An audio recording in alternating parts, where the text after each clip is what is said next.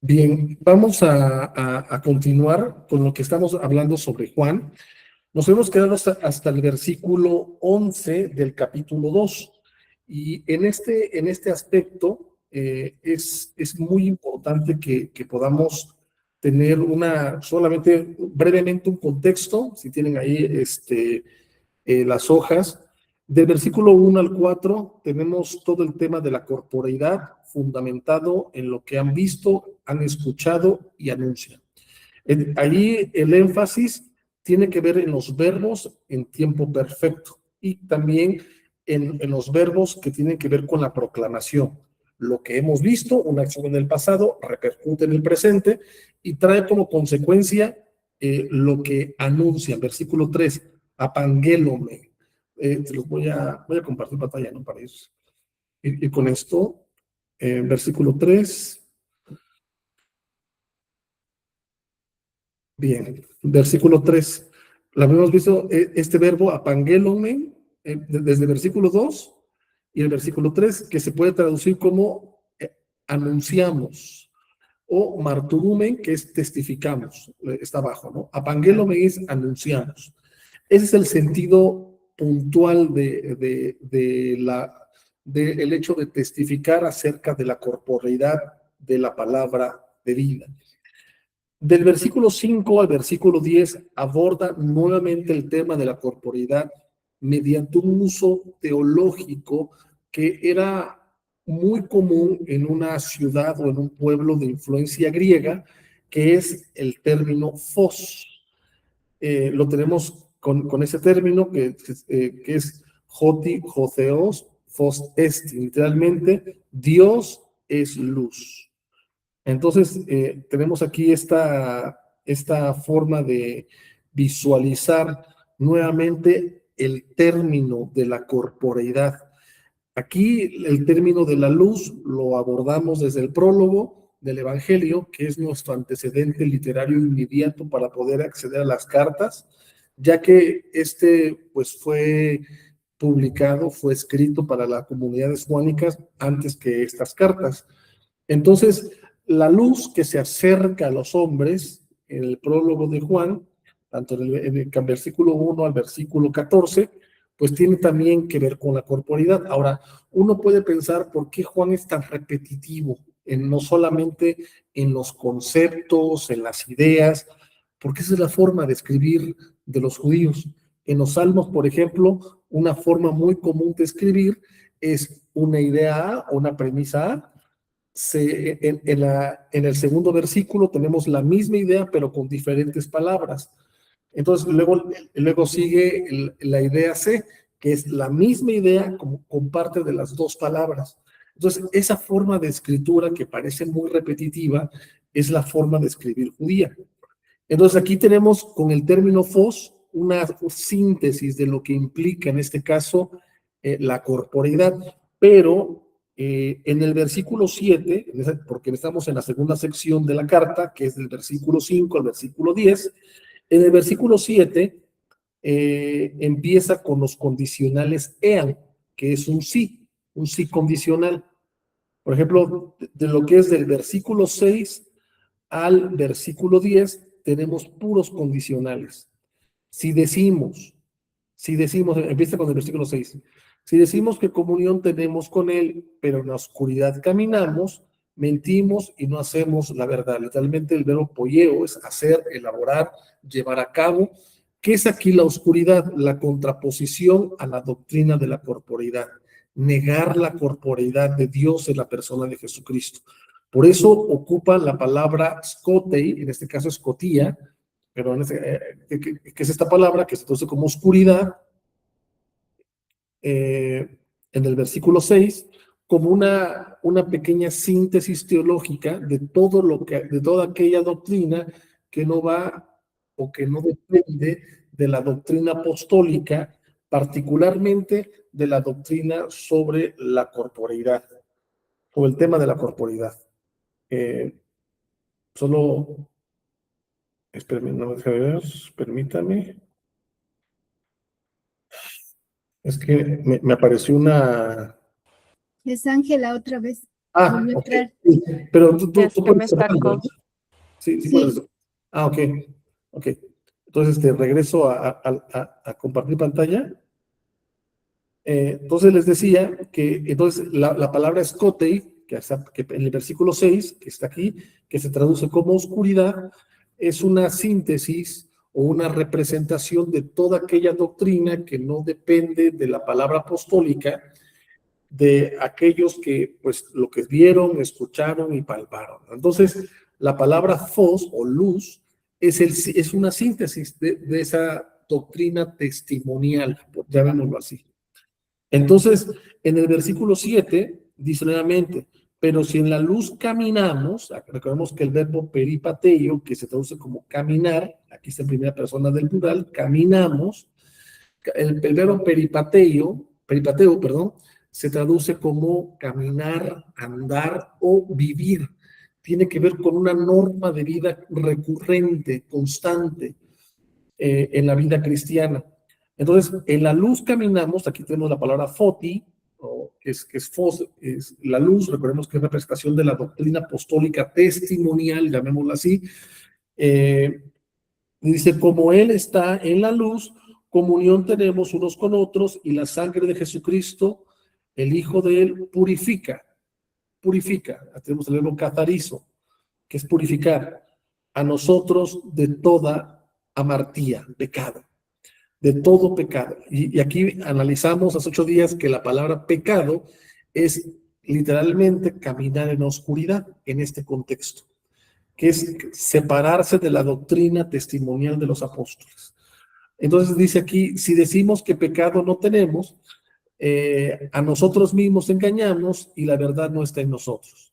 Entonces, ¿qué quiere decir esto? Que la tentación de desviarse de ese testimonio presencial de los apóstoles era algo muy constante, no solamente porque no tenían, como tenemos nosotros, la globalidad de la escritura, sino porque las tentaciones a querer, pues, interpretar a la persona de Jesucristo de otra forma que no sea la doctrina apostólica, mediante su teología del cuerpo, pues era algo muy común. Por eso aquí en el 8 y el 9 habla de confesar los pecados. Dice, si confesamos los pecados, Él es fiel y justo para perdonar a nosotros los pecados, y nuevamente, no salvemos cazarizo, aquí está el subjuntivo, purificar a nosotros de toda maldad. Aquí esa es una maldad o algo que va en contra de la regla, ¿no? Entonces, quiere decir que la temática que está manejando Juan es la doctrinal. Y si nos desviamos y nos arrepentimos, Cristo nos perdona. Y eso es algo realmente muy importante. Inicia el capítulo 2 con esta designación tecniamu, que se traduce como hijitos míos o niñitos míos. Aquí tiene la connotación básicamente de que el apóstol es una especie de paidagogos, que lo habíamos estado viendo. Un pedagogo, o en griego paidagogos, es alguien que encamina al niño y le dice qué es lo que está bien, qué es lo que está mal, y eso es básicamente la doctrina apostólica, decirnos qué es lo que está bien para forjar nuestra forma de vida. De ahí que habíamos visto que en el versículo 6 se ocupa el verbo peripateo, que se traduce como caminar, andar o vivir. Entonces, esta guía de los apóstoles nos permite vivir de una manera, de forma específica. Por eso los llama hijitos míos, niñitos míos. Esto escribo vosotros para que no pequéis. No pequéis. Y aquí, ¿cómo vamos a entender el no pecar? No desviarnos de la doctrina.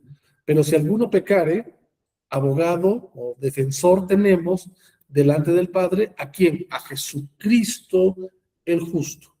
Y vimos esta palabra gilasmos, que se traduce como propiciación. Gilasmos es propiciación. Aquí vamos a ponerla en rojo, en la misma tonalidad. Gilasmos es propiciación. Es una palabra que se ocupa muy poco en el Nuevo Testamento. Esta es una de las pocas veces que se utiliza. En cambio, en la Septuaginta sí aparece en un contexto litúrgico, referido directamente a la acción del templo. Era el momento de la oblación, pero Jesucristo, Él es propiciación por nuestros pecados, y no solo los nuestros, sino los de todo. Aquí está el verbo holu tokosmu, todo el mundo. Y vimos también que esta palabra se puede entender de una forma imperial. El mundo civilizado conocido hasta entonces, que era Roma. Roma. Entonces, pero ¿cuál es el epicentro de este capítulo 2? Esto, no pequéis. Les escribo esto para que no peque, no peque. Entonces, no quiere decir, pues no voy a mentir, no voy a fornicar, no, se refiere directamente a no desviarse de lo que testimonialmente los apóstoles han enseñado como doctrina. Eso es realmente muy importante. Entonces, por eso dice el versículo 4, el que dice que conoce a él, y aquí empieza un nuevo sustantivo, los mandamientos. Aquí está, pongámoslo así, tas en tolás es los mandamientos de él, no guarda, mentiroso es, y en este la verdad no está. Y analizamos qué tipo de mandamientos, que es amar al prójimo. En pocas palabras, amar a nuestro hermano, amarnos como esta comunidad que convive, en este caso, y que nos permite estar en unidad con Cristo. Y en el versículo 5 tenemos esta palabra, teteleiotai. Literalmente, teteleiotai se traduce como ha sido completado. Esto es bien importante porque esta palabra, vamos a poner en naranja, ¿cuál era naranja? Creo que era no, ahí está. Teteleiotai, esta palabra aparece en la cruz, en el Evangelio de Juan, cuando muchas Biblias traducen este verbo, que es en tipo perfecto, entonces lo traducen como consumado es. Las palabras que Jesús dice en la cruz. Es literalmente en el texto griego es teteleiotai. Lo que Jesús en el escrito de Juan está diciendo es: todo ha sido completado, ha sido terminado. Entonces, aquí es muy hermoso que en el versículo 5 hace un juego de palabras con este tiempo verbal en presente, en perfecto, y aparecerá más adelante también en tetelei este verbo. Entonces, si lo podemos entender, el que guarda la palabra de él, verdaderamente en el amor de Dios ha sido completado. Se puede traducir también como ha sido perfeccionado, ha sido llevado a la plenitud. También se puede traducir. Entonces, en esto conocemos que en él estamos. Entonces, ¿cuál es la palabra de él? Los mandamientos. Aquí, la palabra logos es sinónimo de mandamientos. Y luego dice en el versículo 6, el que dice en él permanecer debe, como aquel caminó, también él de esta manera caminar. Y eso realmente bien importante, porque aquí está el verbo peripateo, en auristo. Peripateo tiene que ver con, también se puede traducir, el que dice que en él permanecer debe, como aquel vivió o practicó un modo de vida, también él de esta manera practicar el mismo modo de vida. Es el sentido, ¿no? Del verbo peripatein, aquí que está en infinitivo. Peripatein, de manera caminar. Entonces, tenemos aquí básicamente Juan está haciendo del capítulo 2, del versículo 1 al versículo 5, es la tercera sección de la carta, y tiene como enfoque primero, no pecar, lo vimos en el versículo 1, no pecar, no desviarnos de la doctrina apostólica y guardar los mandamientos de él. ¿Cuáles son los mandamientos de él? El amor al prójimo, como lo estuvimos analizando hace 8 días en el capítulo 15 del Evangelio de Juan. Entonces, y de esta manera, lo tenemos en el versículo 5, el que guarda de él la palabra, verdaderamente en el amor de Dios ha sido completado. Y aquí está, como lo vimos de Teleiotai. El amor de Dios ha llegado a la plenitud en nosotros cuando amamos al hermano, cuando amamos a ese prójimo. Entonces, y el del versículo 7 empieza con este adjetivo, agapetoi, amados, ya no niñitos. Aquí ya habíamos visto que en el 1 empieza con tecniamu, ahora en el 7 es amados. No mandamiento nuevo escribo a vosotros, sino mandamiento viejo. Aquí literalmente palaya es un mandamiento viejo, pero palayos se puede traducir también como viejo, algo añejo, antiguo, algo que ya esté en desuso. Y aquí vimos una reduplicación o una forma pues muy característica y cultural de escribir, porque aquí eh, dice, amados, no, y ven este negativo, no mandamiento nuevo escriba a vosotros, sino mandamiento viejo, el cual teníais desde el principio. El mandamiento literalmente viejo es la palabra la cual escuchaste. ¿Y qué palabra? Volvemos a remitirnos. Si se dan cuenta, está repitiendo lo mismo que había mencionado desde el 2.5, que es, en este caso, que el amor de Dios se perfecciona en cada uno de nosotros cuando guardamos sus mandamientos. ¿Cuál es el mandamiento de Él? Que aquí vuelvo a usar la misma palabra, ¿no? Mandamiento. Amar al prójimo. Amar. Entonces dice el 8, otra vez mandamiento nuevo, pero aquí está usando, está reduplicando lo que había dicho previamente, ¿no? Mandamientos nuevos que vosotros, el cual es verdadero en sí mismo y en vosotros, que la oscuridad pasa y la luz verdadera ya brilla. Literalmente aquí lo puse como alumbra, pero también se puede traducir como faina y como brilla. Ya ilumina, ya está pues sí, iluminando, ¿no? ¿Cuál es el mandamiento nuevo? El amor al prójimo. Y aquí vuelvo a ocupar nuevamente la palabra fos, que entonces la luz verdadera ya brilla, la doctrina verdadera está presente. Y esa doctrina, ¿cómo se manifiesta? Pues mediante el amor. O sea, habíamos mencionado que toda construcción doctrinal tiene una dimensión ética, necesariamente. Siempre se va a reflejar en la ética. Entonces, por eso dice en el 9, el que dice en la luz estar, en esta doctrina apostólica de la corporeidad de Dios, donde se acerca nuestra historia, y aquí, ¿qué es lo que viene a decir? Y al hermano Adelfos, aquí, de él odia, en la oscuridad está hasta ahora.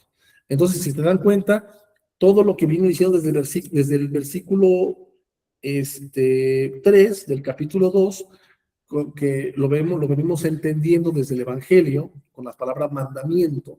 Mandamiento nuevo les escribo, que se amen unos a otros, como está en el Evangelio. Ahora ya lo dice explícitamente en el versículo 9. El que no ama al hermano, sino que lo odia, está en oscuridad. Punto. Entonces, si se dan cuenta, parece que Juan está no solamente en el desarrollo de la carta repitiendo conceptos, sino que poco a poco va desarrollando un concepto horizontal, o por así decirlo, eclesial, de las consecuencias de la doctrina apostólica del cuerpo, que en este caso es el amor. Dice el 10, el que ama al hermano de él en la luz permanece, y aquí tenemos esta palabra, escándalo. Esa palabra es muy, muy importante porque se traduce escándalo, se traduce como tropezadero, aquí abajo le puse tropezadero, o lo que hace tropezar. Escándalo en él no hay. Y de hecho esta palabra también es la que ocupa Pablo cuando dice en Primera de Corintios que el evangelio es escándalo para los gentiles. Ahí está, es un tropezadero. Gentiles. Entonces, permítame. Sí, sí, sí. Sí, esa palabra también se entiende como ofensa. ¿Ofensa? Uh-huh. Bueno, no, es que, por ejemplo, tiene que ver con un impedimento en la fe e incluso un impedimento que muchas veces puede entenderse como impedimento intelectual, no necesariamente como ofensa. Creo que lo que más sería como ofensa sería la palabra Lo que pasa es anatema. que es una ofensa que te lleva a generar contienda y división, que te aparta, que te divide. Entonces, cuando el escándalo, la gente se escandaliza de algo porque fue ofendido. El hermano, porque no ama al otro hermano, ¿sí? Porque lo odia, porque se generó una ofensa, una división, se escandalizó de algo. Bueno, ahorita tal vez probablemente estamos entendiéndolo ya en español, que es literalmente el verbo en infinitivo sería escandalizar. Escandalizar ya tiene que ver con esa pues, ofensa, ese retraimiento de la persona, pero la palabra griega en sí misma, como lo mencionaba ahorita, es un obstáculo, no te deja ir más allá. Y de hecho, por eso, en tercera de Juan, pero eso lo vamos a ver más adelante, solamente puedo anticipar, no, perdón, en la segunda carta de Juan, va a ocupar el verbo proago. Proago se traduce como ir más allá.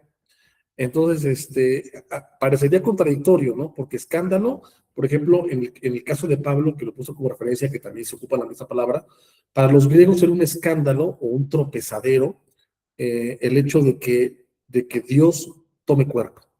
¿Por qué? Porque para los griegos de herencia platónica, aristotélica, el cuerpo era una especie de lugar donde se llevaban a cabo las pasiones y se tendría que refrenar las pasiones del cuerpo.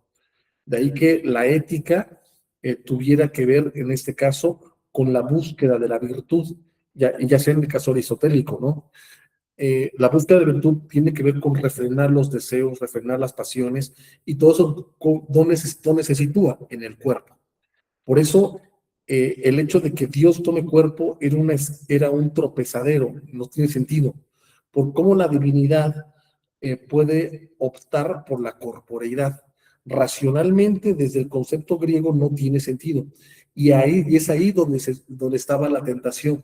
¿Cómo vamos a salvaguardar la dignidad de Dios si toma cuerpo? Eso no tiene sentido, porque tomar cuerpo es que Dios se somete a las pasiones, se somete a los deseos, se somete a nuestra naturaleza finita. Y eso es lo que racionalmente podemos entender a través de la palabra soma. Sin embargo, hasta ahorita, Juan no ha utilizado el sustantivo soma, no aparece ahorita, no aparece.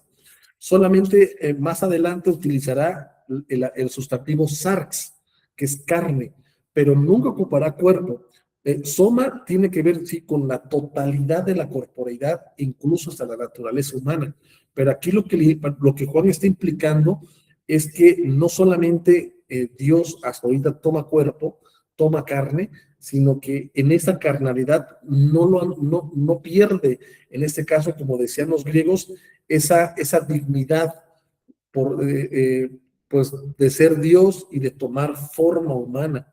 Entonces, ahorita la palabra escándalo, digo, como su sentido griego, tiene que ver con eso. Me choca esto, o sea, no puedo ir más allá de eso porque me causa un problema. De hecho, obviamente no voy a utilizar a Pablo para entender a Juan, solamente por el tema del uso de la palabra.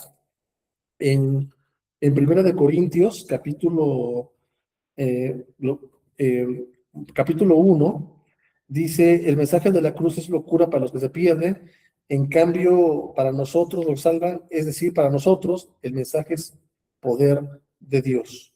Entonces, tiene que ver con esa imposibilidad de ir más allá, ¿no? De decir, ¿sabes qué? Lo acepto. Pero no sé si hay otro comentario hasta ahorita, digo, antes de seguir avanzando y si vamos hasta ahorita bien, sí, sí, todo bien.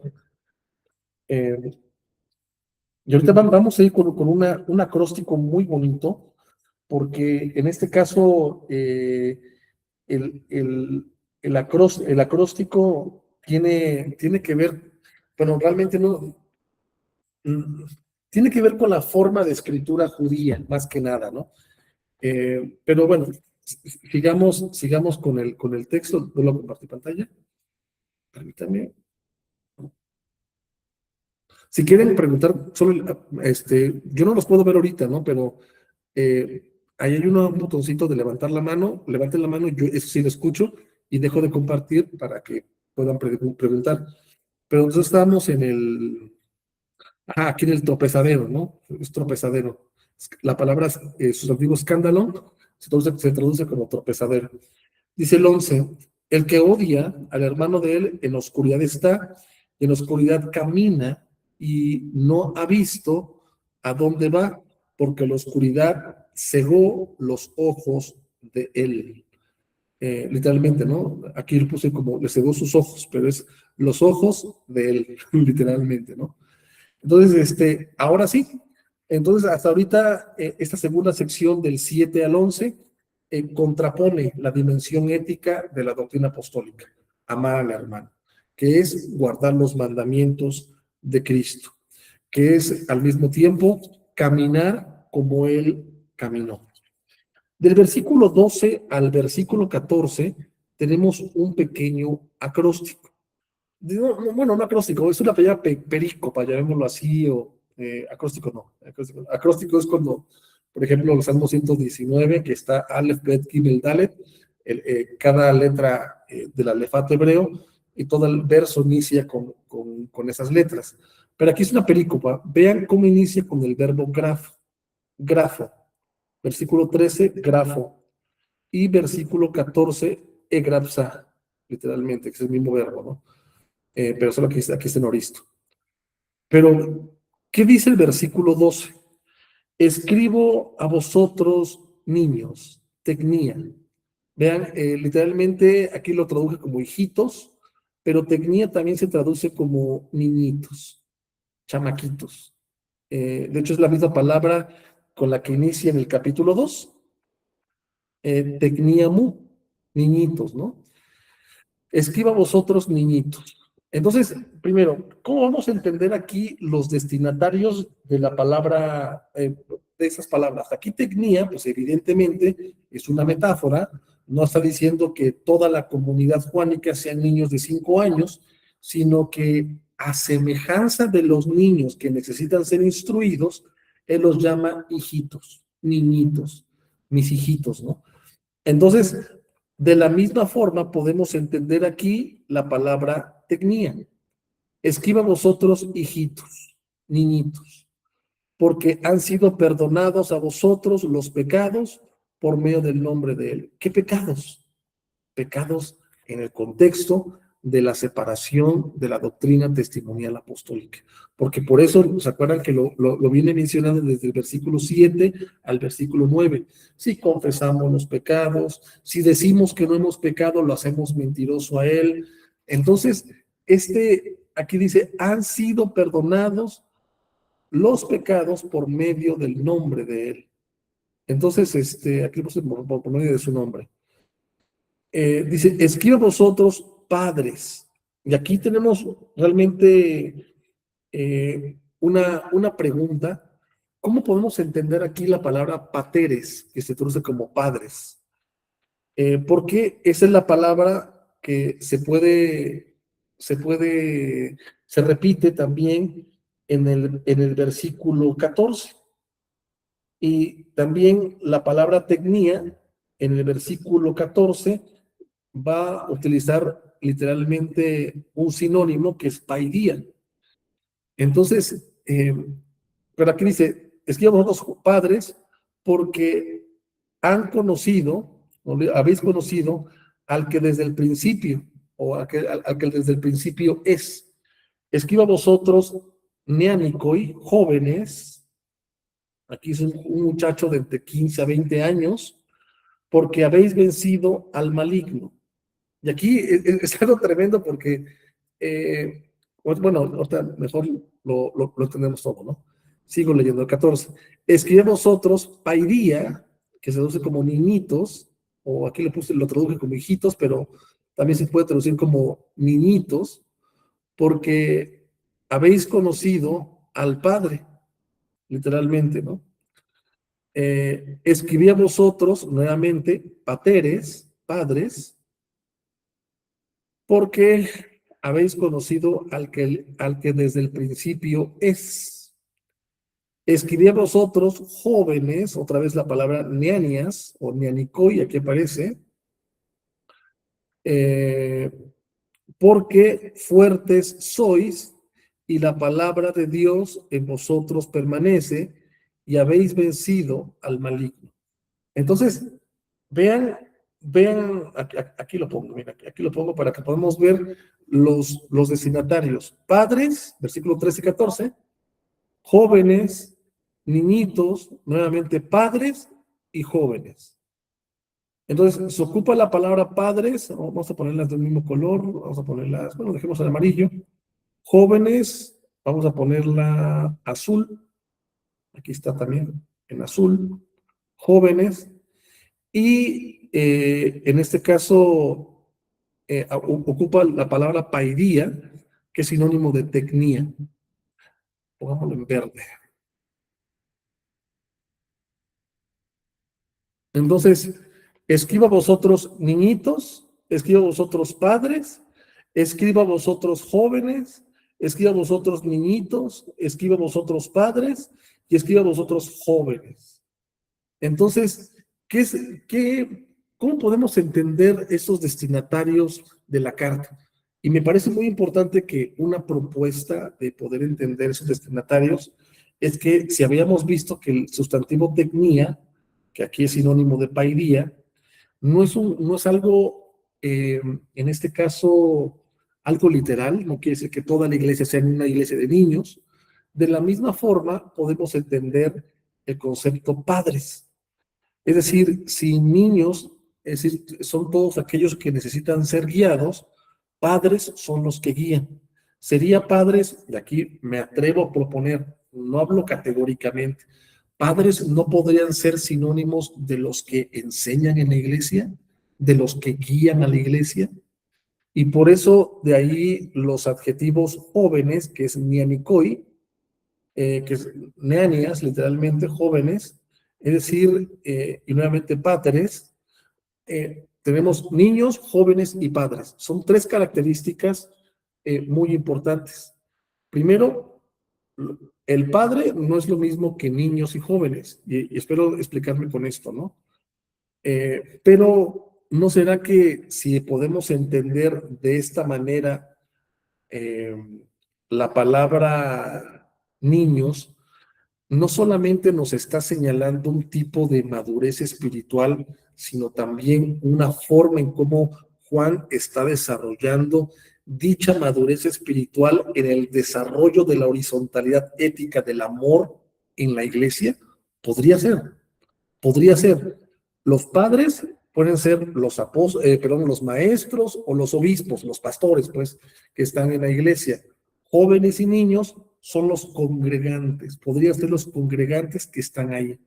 Y en el contexto, recordemos que viene hablando de luchar contra la doctrina que no se basa en el testimonio de los apóstoles sobre el tema de la corporeidad. Entonces, no es lo mismo que sea tentado un joven que un niño, porque son niveles no solamente de vida diferentes, sino también niveles, podemos entenderlo así, de madurez espiritual completamente diferentes. Además, recordemos que en el 12, empieza el 12 diciendo, escribo a vosotros niños, porque han sido perdonados a vosotros los pecados por medio del nombre de él. Quiere decir, los que fueron engañados son los niños. Ojo, los niños. Los jóvenes no fueron engañados. Dice en la segunda parte del 13, escriba vosotros, neanicoi, jóvenes, porque habéis vencido al maligno. ¿Cómo entendemos la palabra poneros aquí en el contexto? Tiene que ver con una doctrina que difiere de la doctrina apostólica testimonial. Entonces, toda doctrina que no va de acuerdo al testimonio de los apóstoles es satánica. De aquí la palabra es poneros. Lo voy a compartir, es que así ya los veo, ¿no? Pero voy a compartirlos. Está en el versículo 13. Versículo 13, la palabra aquí está, Ton ponerón. Esta se traduce literalmente como el maligno, al maligno, literalmente. Entonces, ¿cómo entendemos el maligno en el contexto que venimos hablando? Pues tiene que ver con el pecado, como lo hemos estado mencionando, con la palabra adiquía, que es maldad, que es con la oscuridad, que es en este caso, lo repito, aunque parezca que estoy ahí constantemente diciendo lo mismo, todo aquello que sale de la doctrina testimonial de los apóstoles. Por eso los jóvenes no fueron engañados, sino los niños. Por eso es bien importante esta distinción que está haciendo aquí Juan. Dice también a los jóvenes en el... ¿dónde están? Pateres... está en el versículo 14. En el versículo 14, escribo a vosotros jóvenes, porque, ¿qué dice aquí? Isjuroi. Aquí esta palabra isjuros se traduce como fuertes. Aquí lo traduce como vigorosos, pero se traduce literalmente como fuertes, isjuroi. Isjuroi es alguien fuerte, vigoroso, estrepitoso, algo que no es movible constantemente. Pero entonces, ¿qué dice de los jóvenes? Fuertes sois y la palabra de Dios en vosotros, ¿qué? Permanece. Y aquí tenemos el verbo nikao en perfecto, es y habéis vencido al maligno. Entonces, ¿qué quiere decir? Que los jóvenes, ellos no fueron engañados por una doctrina ajena a la de los apóstoles, sino solamente los niños. Solamente los niños. Por eso es bien importante que tengamos esta distinción entre niños y jóvenes. Es una distinción de madurez espiritual que lo vamos a ver más adelante, lo va a volver a explicar Juan con el don de discernimiento de espíritus. Que el don de discernimiento no es lo que tenemos de que, ay, me da mala vibra. No, tiene que ver con la identificación del contenido de la predicación de aquel que está predicando. Perdón el pleonasmo, ¿no? Pero es eso, la identificación de espíritus. Por eso aquí hace una decisión entre niños y jóvenes. Ahora, sobre los padres. Escribo a vosotros padres porque conocéis al que desde el principio es. O sea, conocen todo el compendio de la doctrina apostólica, dice el versículo 13. Y luego dice en el versículo 14, escriba vosotros padres porque habéis conocido al que desde el principio es. Nuevamente, lo vuelvo a repetir, conocen todo el compendio de doctrina apostólica, conocen todo lo que los apóstoles le han enseñado y por eso son padres, porque enseñan. Entonces aquí podemos entender la palabra padres, digo, una propuesta de entendimiento a líderes o maestros, que están al frente de la iglesia. Entonces, esto es realmente bien importante, bien importante porque nos están primero haciendo una radiografía de las comunidades juánicas. Hay niños, hay jóvenes y hay padres. Y eso pasa actualmente en nuestras iglesias. Hay niños, hay jóvenes y hay padres. En América Latina, por lo general, algo que yo he visto es que hay niños. Niños que les gusta que les digan qué pensar, qué creer, cómo vivir, pero no que no abren la palabra apostólica de los que la palabra apostólica testimonial no la abren. Entonces ahí hay un problema gigantesco, porque la palabra apostólica nos dice literalmente cómo tenemos que vivir en la horizontalidad de la comunión con Dios mediante el hermano. Y esto es realmente muy importante, porque si no hay amor por el hermano, no hay una doctrina real detrás de esa praxis del amor. Y eso es muy importante, porque si no hay un amor que sea desmedido, y que lo vamos a ver con más adelante, cuando habla de que debemos poner la vida. La palabra que ocupa aquí Juan es suje, que como comúnmente se traduce como psique. Freudianamente se traduce como psique, la vida. Entonces, ahorita lo que tenemos es un infantilismo en palabras juánicas en la iglesia, donde no está la palabra apostólica, ya no está. Entonces, por eso, en este contexto está ahora sí el versículo 15, que es muy citado, pero en este contexto es, no améis al mundo, ni las cosas que en el mundo hay. El verbo ser está tácito en griego. Si alguno ama al mundo, no está el amor del Padre en él. ¿Qué es amar al mundo? El contexto, odiar al hermano y salirse de la doctrina. Ahí está, en pocas palabras, salirse de la doctrina. Amar al mundo es despreciar al hermano, no tener comunión con él. Y aquí es bien importante porque la palabra cosmos, recordemos que sí, ahorita pues nosotros en el siglo XXI pues tenemos también el concepto planetario de la palabra cosmos, ¿no? Aquí está, cosmos. Pero cosmos, entendamos ahí en este contexto, es Roma, el imperio, el mundo civilizado en ese entonces, mundo, traduce como mundo.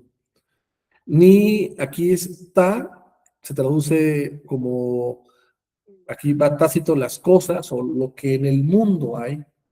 Si alguno ama al mundo, no está el amor del Padre en él.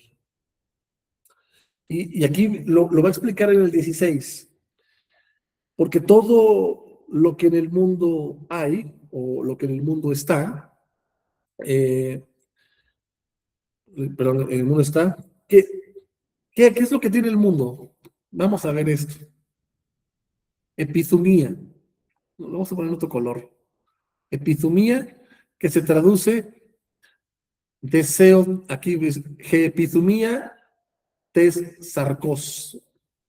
Ay, no sé qué me está pasando. Epizumía, tes sarcos, que se traduce como el deseo de la carne. ¿Qué es el deseo de la carne? De hecho, la palabra epizumía se puede traducir como deseo, como ya sea un deseo de un anhelo en la vida, como un deseo sexual, como un deseo de codicia, etc. La epizumía de la carne tiene que ver con todo lo que la corporeidad misma nos obliga a vivir lejos del amor del hermano. Es decir, mentira, fornicación, con todo aquello. Y luego, y todavía agrega Juan, y los deseos de los ojos. Y aquí es algo bien importante porque si venimos hablando de doctrina, ¿cuál es el deseo de la carne? Y aquí me atrevo a pensar que aquí el deseo de la carne sí involucra no solamente todo lo que la corporeidad desea, alejándonos del concepto pues ético, sino tiene que ver con todo aquello que yo quiero pensar sobre Dios, que en este caso me aleja de la doctrina apostólica, pero que al mismo tiempo en mi ingenuidad pienso que voy a salvaguardar la dignidad de Dios. Que en este caso, ¿cuál es el contexto de la iglesia que estaba pensando? Dios no puede tomar cuerpo, o sea, es imposible. Entonces, el deseo de la carne, el deseo de los ojos, y aquí tenemos esta alaxoneía. Alaxoneía se traduce como orgullo, aquí, o vanagloria, jactancia, o alaxoneía y aquí tenemos también una palabra muy interesante, bios, el orgullo de la vida. Pero es interesante que la palabra bios en el griego koiné sí se traduce como una vida natural, una vida normal, nuestra vida humana. Y más adelante lo vamos a tener con el tema de los bienes materiales. Pero aquí bios, que en el clásico, por ejemplo, en De Ánima de Aristóteles, se ocupa la palabra bios sinónimamente con la palabra suje o con la palabra fumos. Pero aquí bios originalmente en el clásico tiene que ver con la vida biológica, la vida natural. Y en ese sentido se ocupa en el koiné también toda nuestra cotidianidad humana, nuestros apetitos diarios, nuestros deseos diarios con los cuales también luchamos. A eso se refiere a la palabra vida. Todo lo que conlleva la globalidad humana, ¿no? El orgullo de la vida. Entonces, ¿qué es lo que contiene el mundo? Deseo de la carne, deseo de los ojos y el orgullo de la vida. No está en el Padre, sino del mundo es. Entonces, aquí tenemos tres características: carne, ojos y vida, que están englobadas por el deseo, un deseo exacerbado. Puede ser un deseo intelectual, como lo dije ahorita, que venimos hablando de la doctrina, y también puede ser un deseo cotidiano. Por eso, ante estos deseos, son a lo que cayeron los niños, los pairía.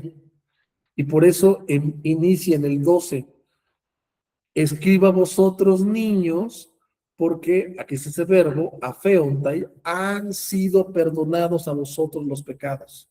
Entonces, por eso yo les decía, una desviación doctrinal conlleva una desviación ética. Entonces, pensar fuera de la corporeidad de Dios trae la desviación ética. ¿Qué desviación ética? La del versículo 16. Seguir los deseos de la carne, los deseos de los ojos y el orgullo o la vanagloria de la vida. Entonces, ahí está el enfoque de una cuestión doctrinal que pues está totalmente lejos de lo que, pues que los apóstoles que nos recuerdan los mandamientos del Señor o el mandamiento del Señor que les había dado a la iglesia desde el principio, que es el amor. Y todavía sigue diciendo, ¿no?